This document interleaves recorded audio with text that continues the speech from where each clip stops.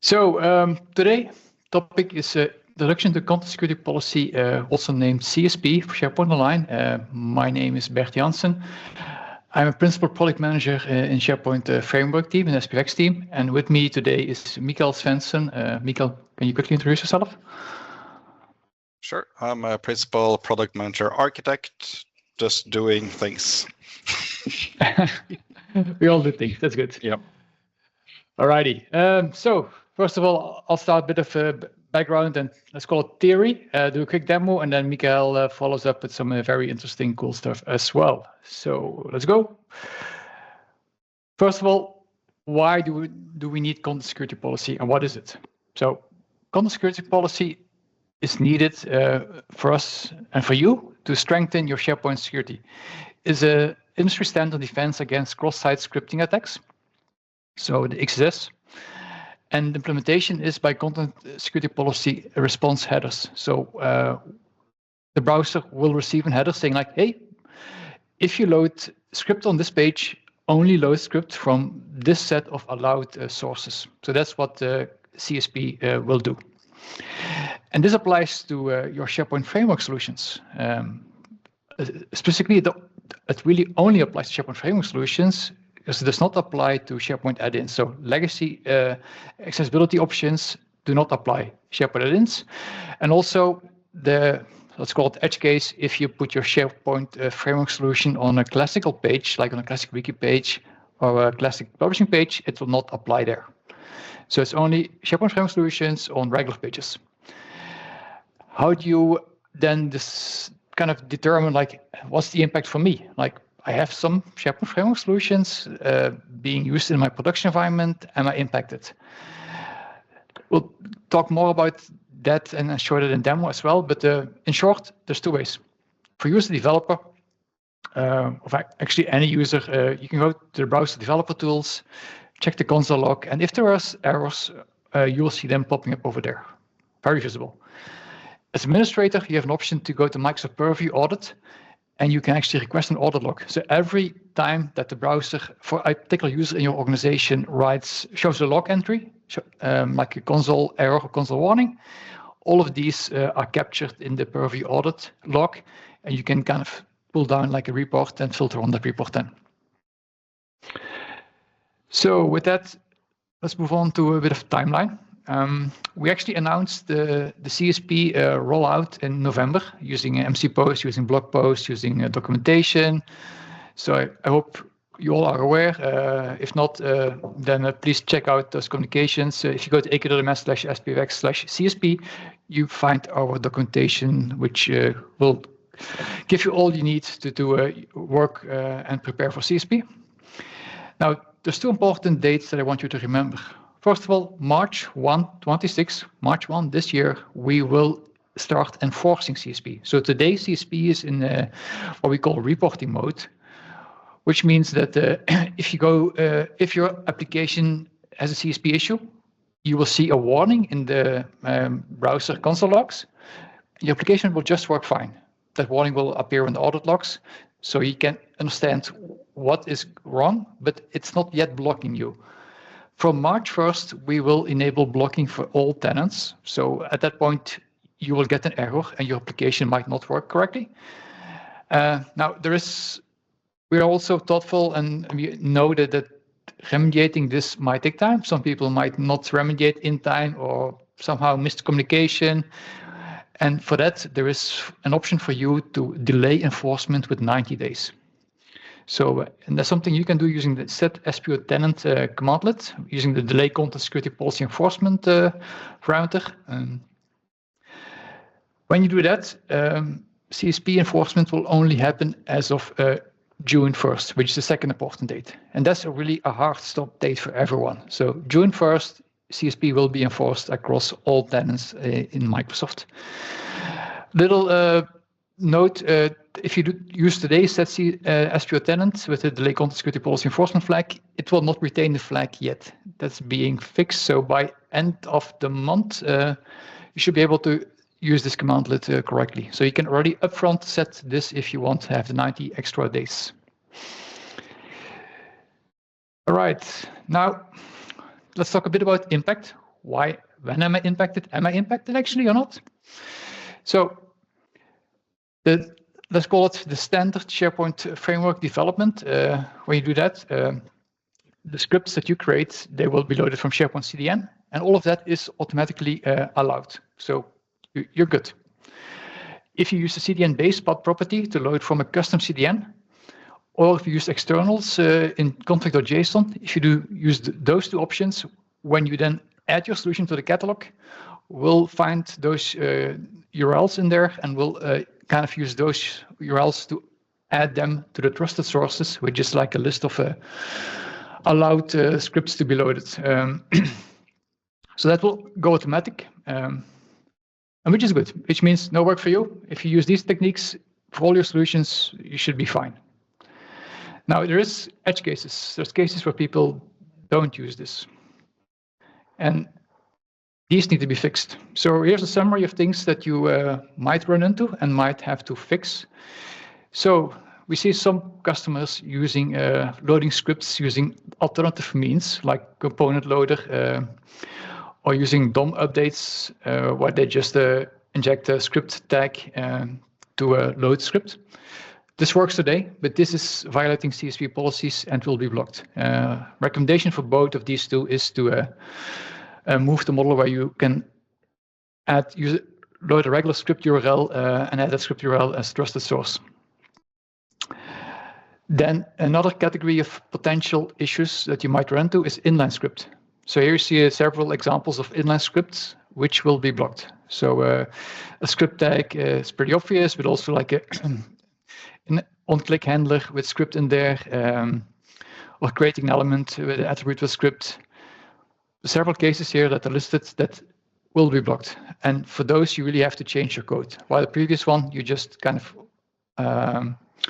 define the script URL as trusted source. Here, you have to change code. So this might be more impactful and might take a bit more time for you to work on, but really important that you test these things and work and fix them. Fix typically is quite simple. You just change the implementation, move these scripts into like a script file, and then you can use that. Or an even better solution, refactor it into a proper SharePoint Framework solution. Right. Yeah. So you can wonder, like, what you see. These scripts often appear in very old solutions from the early days. You see this pattern a bit more, but typically nowadays you would not use this pattern. And then you should refactor, like Mikael mentions. There's some things that stay working, like eval and set timeout. So because some CSP implementations also block eval, we don't. So if you use eval, that stays working. Same for set timeout. And if you have an event handler function with inner HTML, like you're shown over here, that also stays working. So these are patterns you can keep using going forward. Now, a lot of talking. Let's do a quick demo on things. So I'm gonna switch to over here. Here I have a page, and on the page there's a web part, which is my CSP test web part. What I'm gonna do is I'm gonna open up the console log. I'm gonna clear it and gonna reload the page. So press Ctrl-R, reload the page. And this is pretty small. I can't automatically zoom it, so I have to zoom it to kind of go over here. But what you see is when I load this my solution, where is my mouse? Find my mouse. Oh, there it is. Let's zoom again. Sorry for that. Okay. So here you see the header. You say loading the scripts. Script name violates following content security policy directive. Then you see all the already allowed URLs. This is now for loading this particular script. So I'm loading jQuery to do some animation, so I can just use it. It still works because this is a warning. The default behavior is warning. Same for inline. If I test an inline script, it will work. But going to the logs, you'll see executing inline script violates content security policy. So that's the way for you as a developer to detect an issue. Default mode is reporting today. If you already want to play around and test what will happen when we enforce CSP for you, you can just add the CSP equal enforce URL parameter to your page. And if you reload the page with that, and I have to always reload twice, so let me press Ctrl R. Now you get errors, you see? So the same script is not loaded, but this time it's an error and it's actually not loaded. So if you go scroll down here, there is no, I click on these things, they don't work anymore because the script is blocked. So this will happen from March 1st when we enforce CSP for you. So this is in a nutshell how you can see this happening. Now, what you need to do to unblock yourself.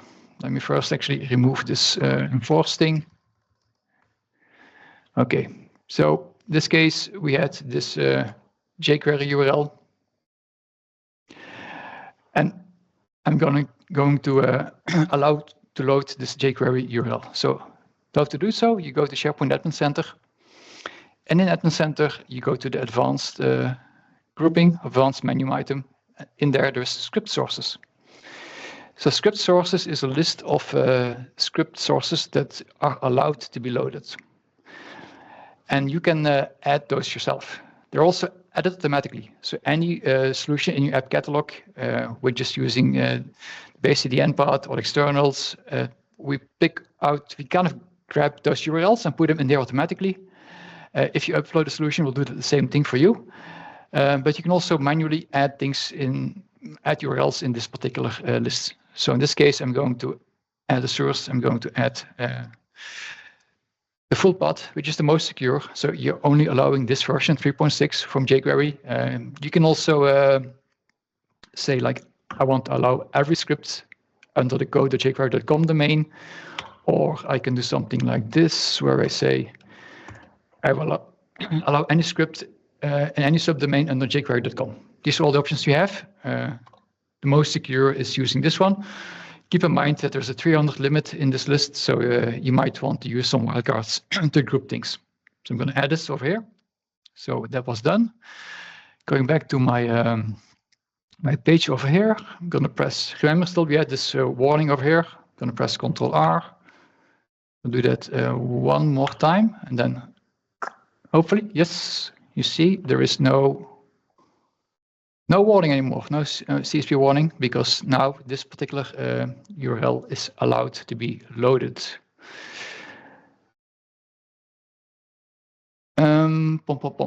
What else? So this is the way for you to define those URLs to be loaded, to be allowed to load.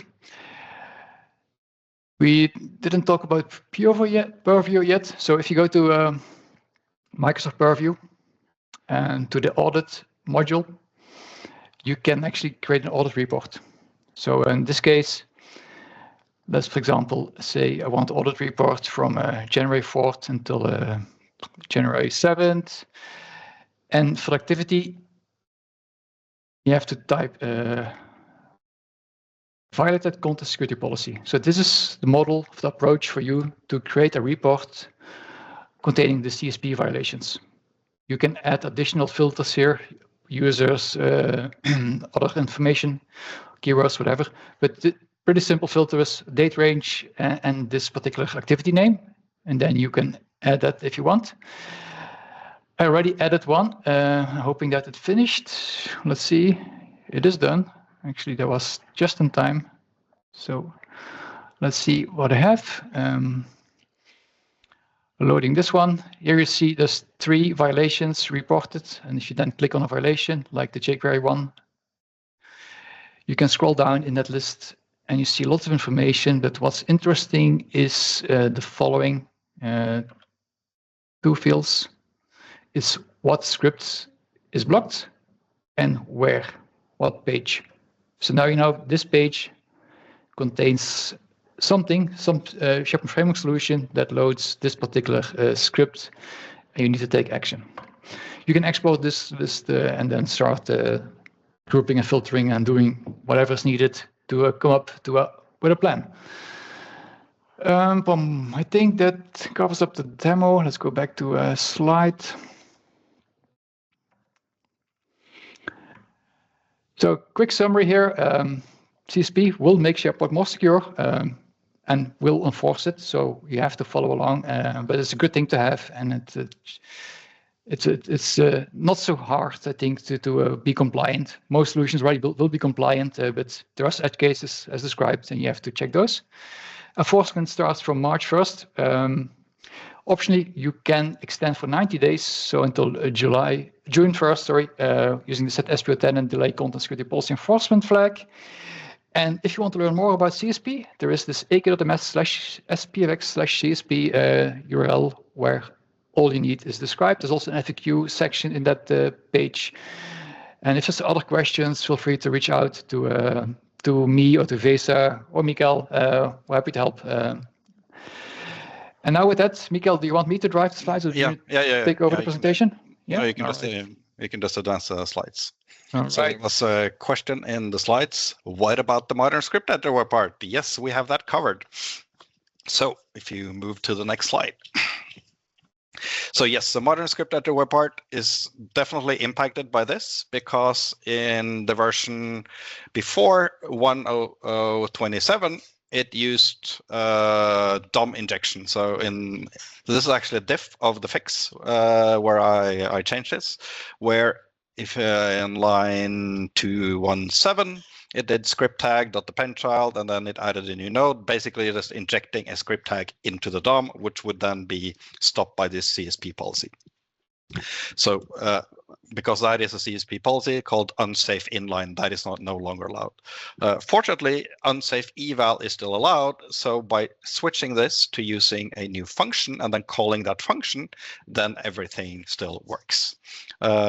So this is all deployed in the SPFX sample libraries. That means if you pull the latest code and you rebuild it, you shouldn't, right? I just want to emphasize, like, you should not use this part. This is a great time for you to remove this part, do proper governed solutions, don't do this injection and allow arbitrary scripts.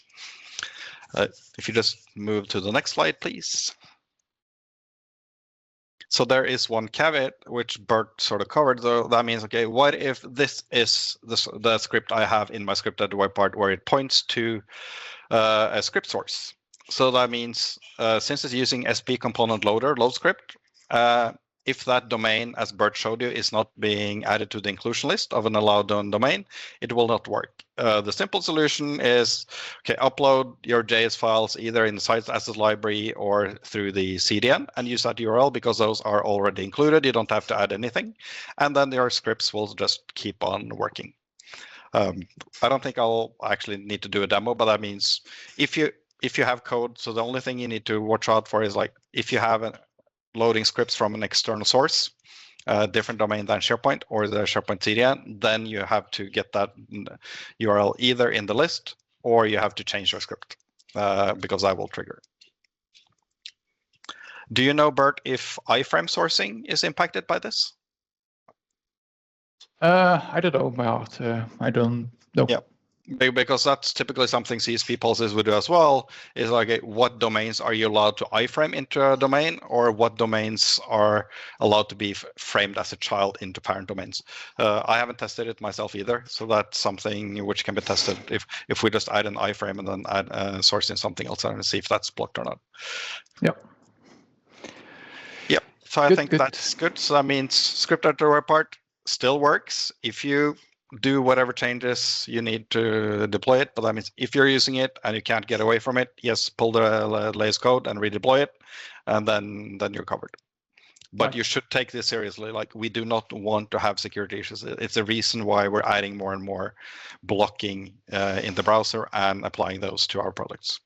Thank you. Right. So script editor part, in a way, is kind of defeating some of the investments, some of the thinking that we had around implementing CSP. So indeed, only use it when you really, really need it and you can't go without, but better is not to use it and do proper SPFX solutions for the things that you need that require custom script.